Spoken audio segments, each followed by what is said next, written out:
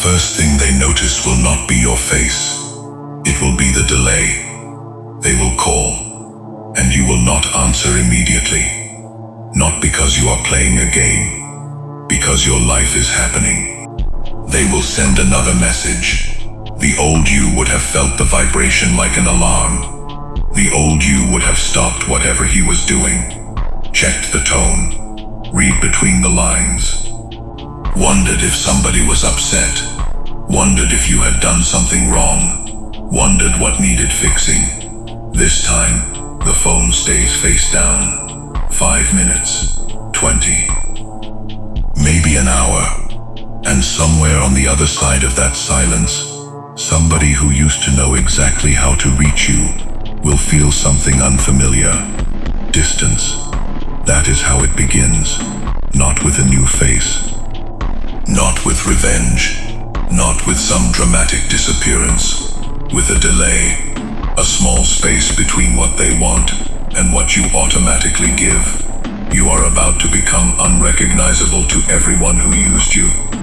And they will hate how ordinary the transformation looks while it is happening, because they are waiting for the obvious signs.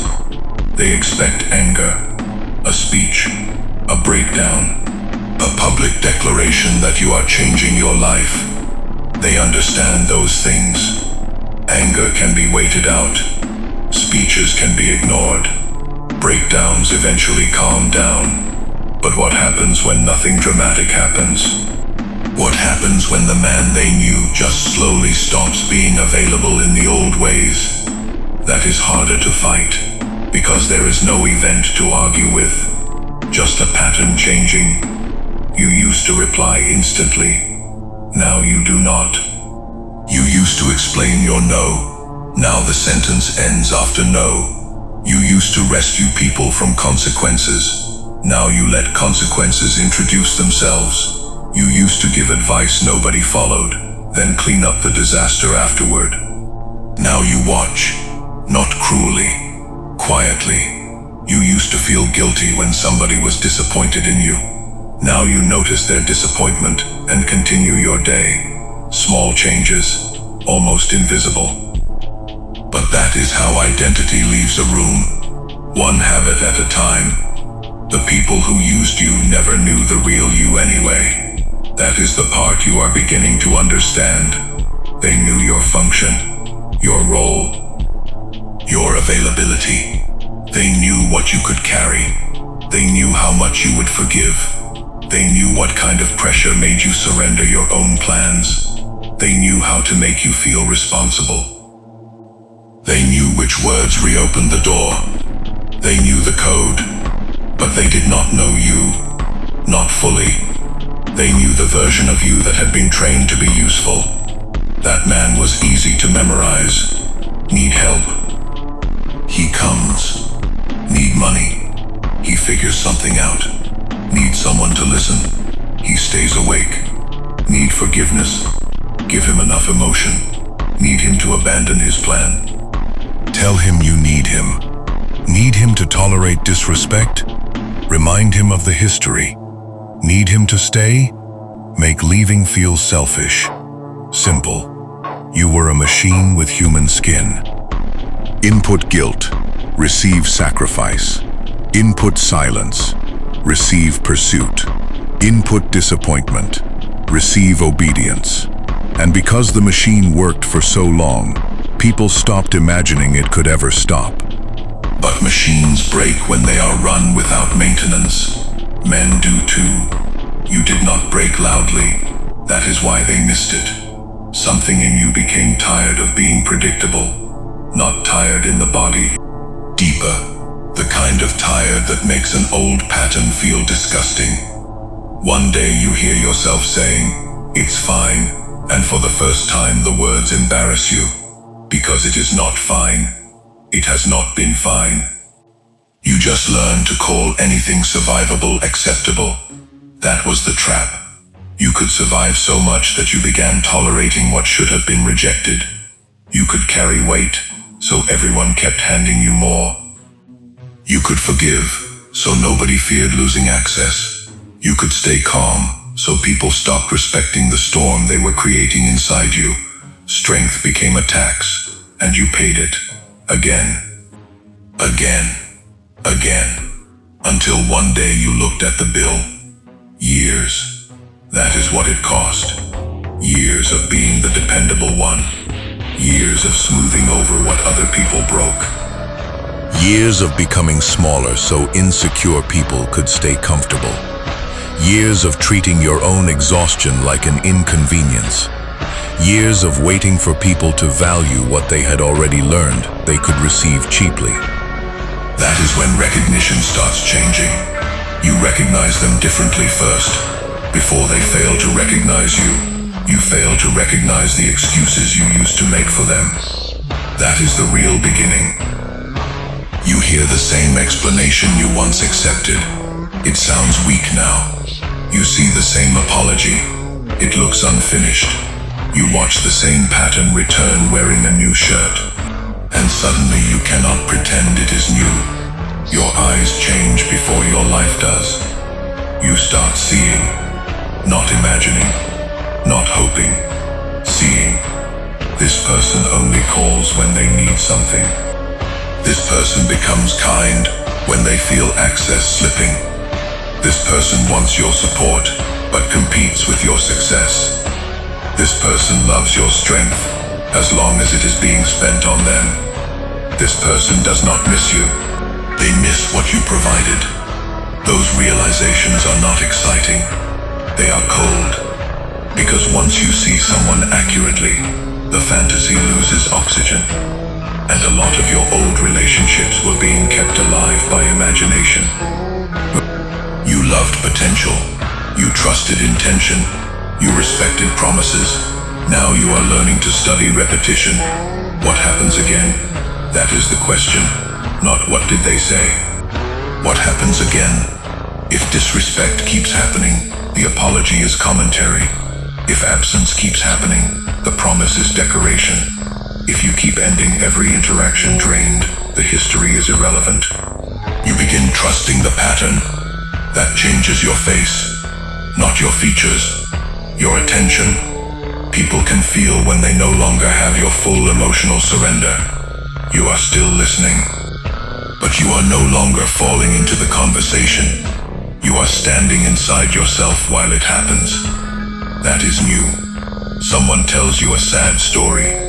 You feel compassion, but compassion no longer automatically becomes obligation. Someone says they need you. You ask whether helping them requires hurting you. Someone says you've changed. You stop treating that sentence like an accusation. Of course you changed. You were supposed to. What kind of man goes through years of being drained, disappointed, underestimated, and overused, and comes back asking to be restored to factory settings? No. You learned. Learning changes behavior. That is what they are actually reacting to, not your attitude, your education. Pain educated you. You learned that being reachable is not the same as being loving. Being useful is not the same as being valued. Being needed is not the same as being respected. Being patient is not the same as being required to wait forever. Being understanding is not a command to become stupid. You learned that some people do not want a relationship with you. They want access to a version of you with no border. The moment a border appears, suddenly there is conflict. Good. Conflict can be information. You used to treat conflict as proof something was wrong. Now you understand conflict sometimes means a boundary finally became visible. That is why the new version of you feels strange to people who only knew the old access. Because they are. A year is not one thing. It is hours you either own or lose. You have lost enough. And that is when the people who used you begin to notice the second change. You are harder to interrupt. They call in the middle of your work. You finish the work. They create urgency. You ask whether it is actually urgent. They say, I need to talk. You stop assuming their need automatically outranks your plan. That may sound small. It is revolutionary. If you spent years treating everybody else's feelings like emergency weather, you become calmer. This will confuse them, because they expect boundaries to come with anger. Yours do not. The old you needed anger to say no. The new you does not. You can say no while drinking coffee. You can say, I can't do that, without raising your pulse. You can leave a room without slamming the door. That is power. When a boundary needs rage, rage is doing part of the work.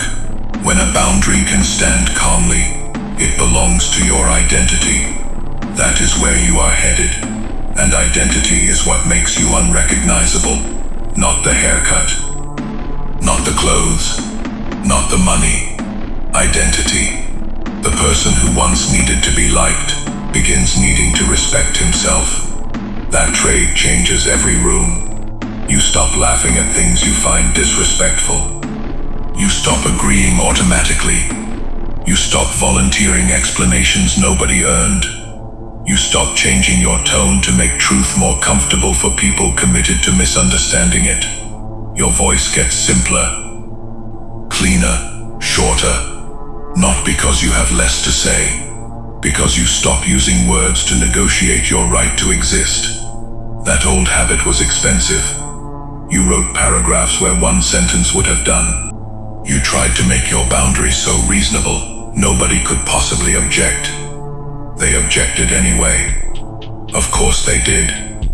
The problem was not your wording. The problem was the boundary. It removed something they wanted. Now you understand. So the paragraph disappears. The new version of you does not write essays for people who already understand what they did. That alone will make you look like a stranger. They will call you cold. Let them. Cold is what warmth looks like when access is removed. They had no problem with your warmth when it was keeping them comfortable. They do not get to define your temperature now. And then something even darker happens. You stop needing them to regret it.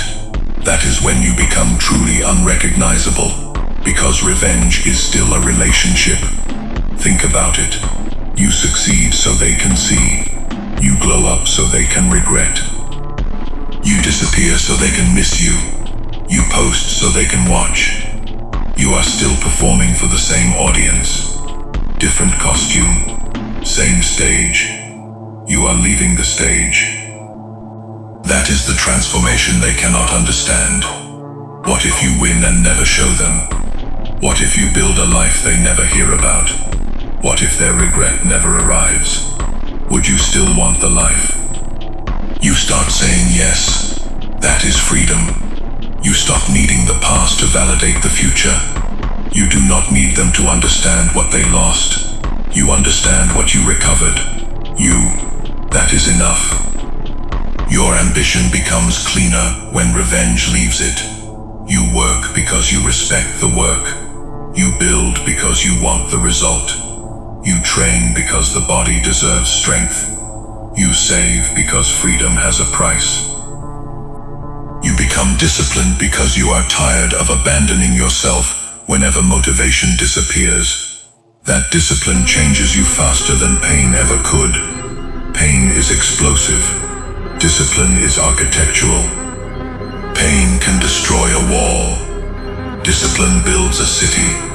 Brick, brick, brick. Nothing dramatic. That is why nobody sees it early. You keep one promise to yourself. Then another. Then another. You stop announcing. You start completing. You stop telling people what you are going to become. You become busy proving it privately. That creates self-trust. And self-trust is where the old version of you finally dies. Because the old you needed other people to stabilize reality. Was that the right decision? Did I overreact? Should I go back? Do they think I am selfish? Should I explain again? Now you consult yourself first.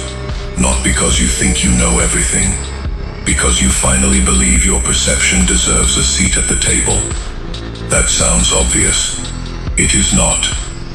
You spent years overruling yourself. Your stomach said something was wrong. You asked everyone else. Your body said rest. You called yourself lazy. Your anger said a line had been crossed. You called yourself immature. Your dream said move. Fear said wait. And you listened to fear because fear sounded practical. Now you are rebuilding trust with the voice you ignored. Slowly. You do not obey every feeling. You investigate it. That is maturity. The difference between intuition and impulse begins to matter. You stop becoming a slave to either. You observe, then decide. That makes you harder to manipulate, because emotional pressure no longer equals immediate action. Urgency enters. You wait. Guilt enters. You wait. Desire enters. You wait. Fear enters. You wait. Then you move from clarity. People who were used to controlling your speed will feel powerless. Good. Your speed belongs to you. Your answer belongs to you. Your life belongs to you. That ownership is what makes the next stage so strange. You become less impressive on purpose. You stop explaining everything you know. Stop showing every achievement. Stop needing to be the smartest person in the conversation. You become comfortable being underestimated. That is new. The old you wanted people to see your value immediately.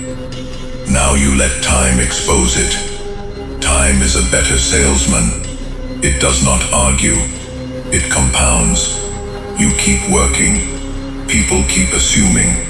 Then reality arrives. That is enough. You learn the pleasure of being underestimated by people who have outdated information. They are judging a version of you that no longer exists. Let them. There is an advantage in being remembered incorrectly. They prepare for the old you. The over-explainer. The rescuer. The one who needs closure. The one who gets emotional when somebody withdraws. The one who can be bought back with nostalgia. Then they meet the new behavior.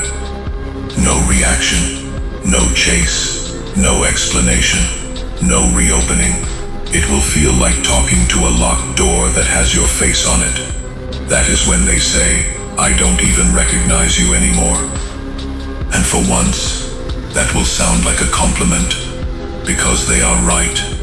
They recognized your habits, your weaknesses, your availability, your fear, your usefulness. They recognize the parts of you built around them. Those parts are being demolished. What remains is harder to identify because it does not require them as reference points. You are becoming yourself without an audience. That is rare. You are no longer asking other people to tell you who you are. That changes what can tempt you. And the boundaries stayed. They were waiting for you to get lonely. You did. And you still stayed gone. They were waiting for you to miss them. You did. And missing them did not become a command. They were waiting for the old you to return. He cannot. He knows too much now. That is why this is not a phase. A phase changes mood. Knowledge changes structure.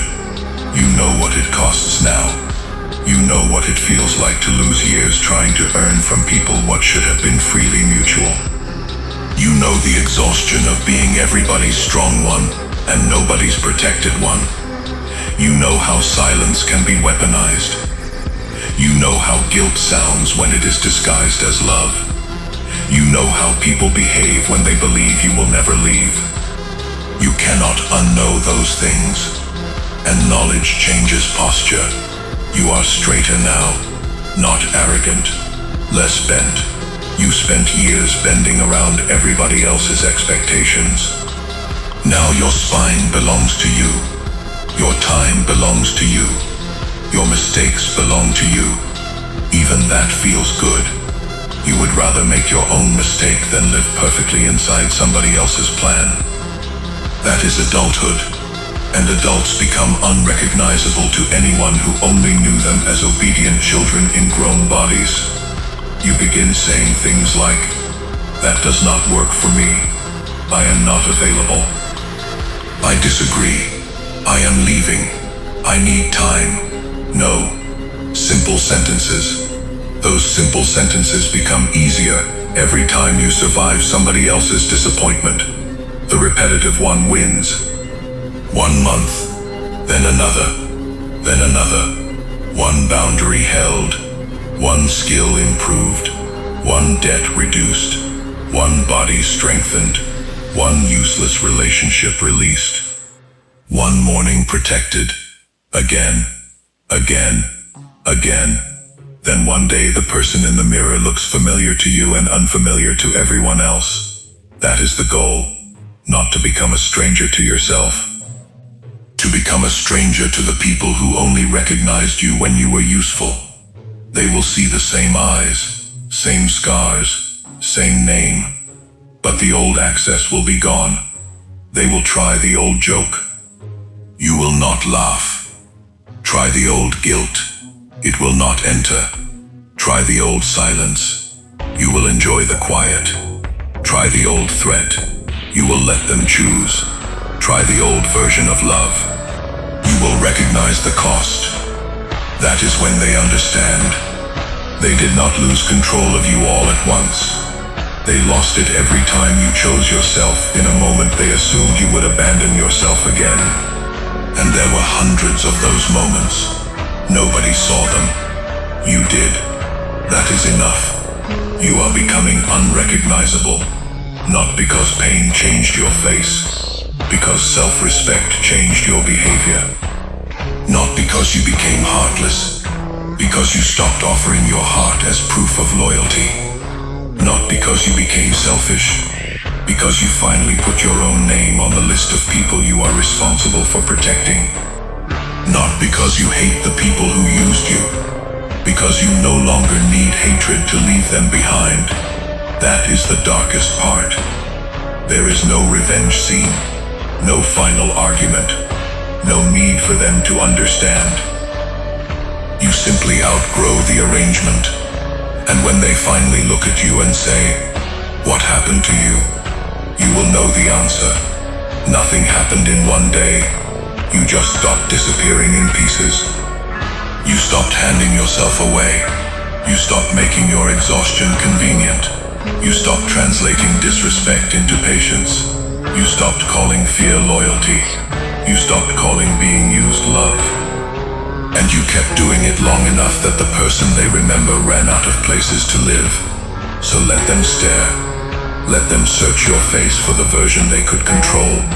Let them wonder where he went. He is not hiding. He is finished. You are about to become unrecognizable to everyone who used you. And the beautiful part is this. For the first time, you are finally going to recognize yourself.